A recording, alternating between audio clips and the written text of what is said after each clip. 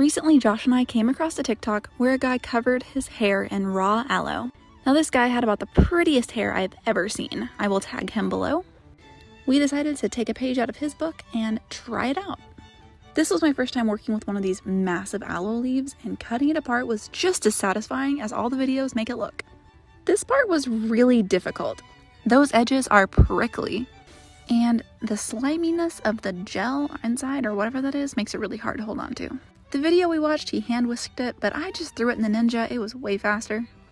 So pretty.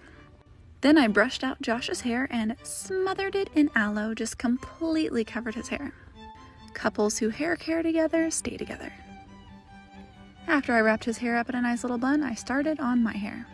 Don't mind how much I'm sweating, our air conditioning is currently broken. We're going to leave this in for about 1 hour and then do our normal shampoo and conditioning routine. Let's see how it goes.